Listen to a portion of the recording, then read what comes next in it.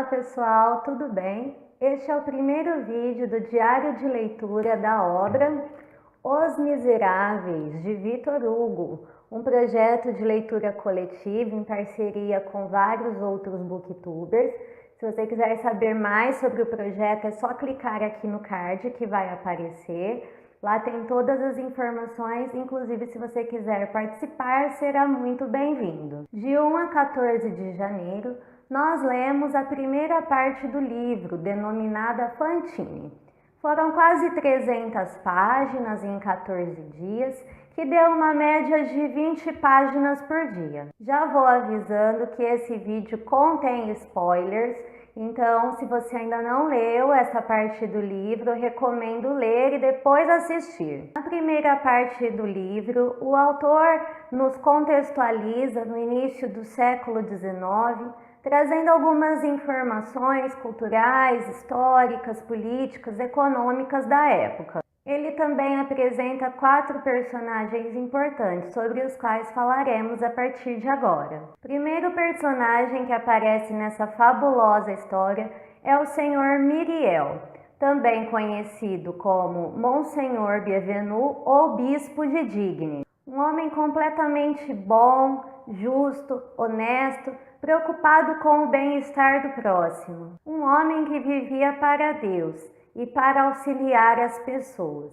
Todos os recursos que a igreja arrecadava, ele distribuía aos pobres, vivendo uma vida totalmente abnegada, sem luxo, sem nenhum conforto. Ele surpreendia todos com obras que nem mesmo outros religiosos com cargos abaixo do dele queriam fazer, como por exemplo ficar ao lado de um condenado à morte em seu último dia de vida, transmitindo-lhe palavras de conforto, ou deixar a sua casa com as portas abertas 24 horas, para que todo e qualquer necessitado pudesse entrar e encontrar abrigo. Dizia ele, na página 63, a porta de um médico nunca deve estar fechada, a porta de um sacerdote deve sempre estar aberta. Ou ainda viajar sozinho para visitar povoados distantes, mesmo sabendo que a estrada estava repleta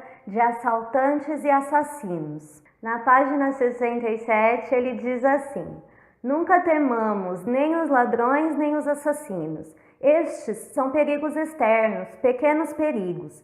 Temamos a nós mesmos, os preconceitos. Esses são os ladrões, os vícios. Esses são os assassinos. Os grandes perigos estão dentro de nós.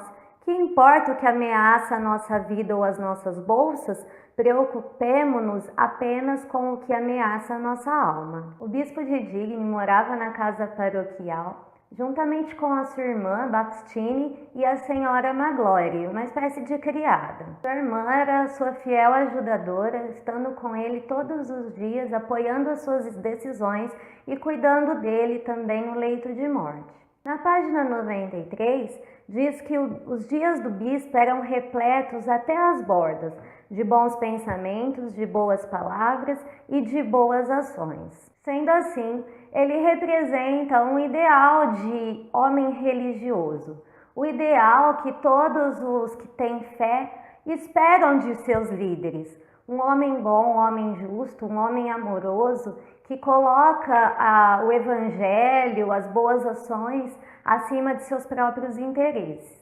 Continuando a história, conhecemos então o nosso segundo personagem, Jean Valjean, um homem recém-chegado à cidade que traz consigo um passaporte amarelo, que o classifica como um ex-prisioneiro e como um homem altamente perigoso. Após 19 anos na cadeia, ele chega à cidade e começa a procurar um lugar para se hospedar. Mesmo tendo dinheiro, ao saberem de sua situação, ninguém quer recebê-lo. Ele é escorraçado das estalagens e até mesmo expulso de uma casinha de cachorro, vejam só. Mas é claro que ele encontrou abrigo na casa do bispo.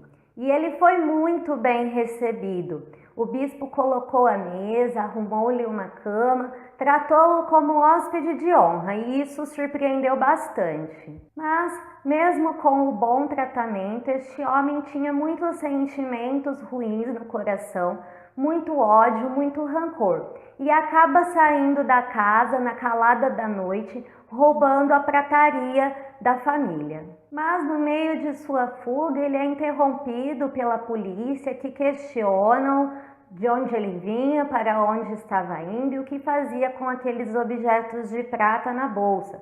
Desconfiaram dele e chegaram à conclusão de que eram objetos que pertenciam ao bispo e levaram ele de volta àquela casa. Chegando lá, o bispo tem outra atitude impressionante.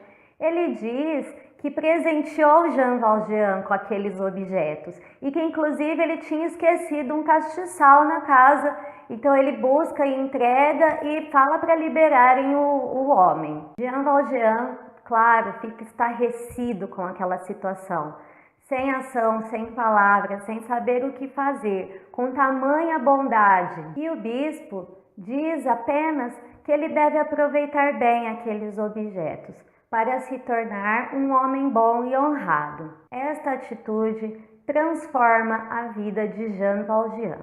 Ele vai embora, ele se estabelece em uma outra cidade, ele muda de identidade, começa a trabalhar, usa o dinheiro dos objetos de prata para criar um pequeno negócio e ali ele prospera, ele cria uma indústria, ele passa a oferecer muitos empregos para a população da cidade, ele faz toda aquela região prosperar e por causa de suas boas ações ele é elevado ao cargo de prefeito. Nesse meio tempo nós também descobrimos o motivo que levou Jean Valjean à prisão. Foi simplesmente por roubar um pão, pois estava com fome e também tinha crianças para sustentarem sua família.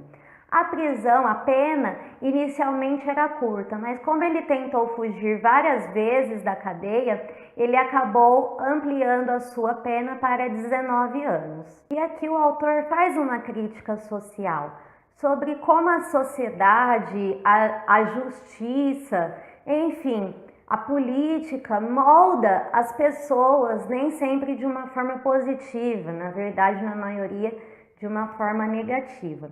Na página 135, ele diz assim: ó implacável marcha das sociedades humanas, perda de homens e de almas no meio do caminho, oceano onde desaparece tudo que a lei desampara, sinistro sumiço de socorro, ó morte moral, mar, a inexorável escuridão social, aonde a penalidade arremessa seus condenados. Mar, a imensa miséria. A alma, na correnteza desse abismo, torna-se cadáver. Quem a ressuscitará? Agora uma pausa na história de Jean Valjean para conhecermos nossa terceira personagem, a Fantine. Fantine, uma jovem costureira, habitante de Paris, uma moça muito bonita, com cabelos loiros e dentes perfeitos que chamavam a atenção, porém ignorante, analfabeta, inocente até ingênua. Ela acaba se envolvendo com um estudante que está provisoriamente na cidade, engravida e é abandonada por ele. A situação dela fica muito difícil, principalmente após o nascimento da sua filha, Cosette, e ela resolve retornar para a sua cidade natal para conseguir emprego e ter uma vida digna. No entanto, é claro que ela não poderia chegar lá com a filha nos braços, assumindo o seu papel de mãe solteira, pois é óbvio que ela seria julgada e rechaçada. Então, no meio do caminho, ela conhece uma família composta por um casal e duas filhas, e ela acha que é uma família perfeita para cuidar de sua filha enquanto ela resolve os seus problemas. E ali ela entrega a sua filha a essa família, que vê uma oportunidade de explorar tanto a criança como a mãe. Ela chega à cidade em que Jean Valjean é o prefeito e agora usa o nome de Pai Madeleine, consegue um emprego em uma de suas indústrias, consegue se estabelecer, alugar um lugar para viver, comprar móveis e parece que tudo ia bem. Até que as fofoqueiras de plantão começam a desconfiar de suas atitudes, desconfiar quando ela chorava sozinha, desconfiar quando ela ia até o escrevente público pedir para escrever cartas frequentemente para alguém que era então aquela família que cuidava de Cosette. E essas fofoqueiras acabam descobrindo toda a história de Fantine e jogando ela na sarjeta. Sim, ela é despedida e aí começa toda a degradação da sua vida. E aqui o autor aproveita para tecer uma crítica àqueles que adoram cuidar da vida dos outros. Página 220. Não há nada melhor para espiar nossas ações do que gente a quem elas não dizem respeito. Por que será que aquele sujeito só vem à noitinha? Por que é que fulano não deixa nunca a chave na porta às quintas-feiras? Por que sempre pega as ruas mais estreitas? Por que será que aquela senhora sempre desce da carruagem antes de chegar à casa? E para que manda comprar um bloco de papel de carta, tendo uma pasta cheia deles? Etc. e etc. Há pessoas que, para decifrarem esses enigmas, que aliás lhes são completamente indiferentes, despendem mais dinheiro, desperdiçam mais tempo e têm mais trabalho do que seria preciso para praticar 10 boas ações, e isso gratuitamente, por puro prazer, por pura curiosidade. Andarão dias inteiros atrás deste ou daquele, ficarão de sentinela por horas nas esquinas, à entrada de uma alameda, à noite, no frio e na chuva. Subornarão mensageiros, embebedarão cocheiros e criados, pagarão camareiras e porteiros. E para quê? Para nada. Puro empenho em ver, em saber e penetrar. Puro comichão de falar. E, com frequência, o conhecimento desses segredos, a publicação desses mistérios, o esclarecimento desses enigmas engendram catástrofes, duelos, falência, ruína de famílias, desgraça de existências. Para o grande prazer dos que descobriram tudo, sem interesse e por puro instinto. Coisa triste. E realmente acontece uma catástrofe na vida de Fantine, porque aquela família que está com a sua filha começa a pedir cada vez mais dinheiro e a chantageá-la, inventando que a filha está doente, que necessita disso ou daquilo. Mas, na verdade, todo o dinheiro que eles recebiam de Fantine era destinado às suas próprias filhas.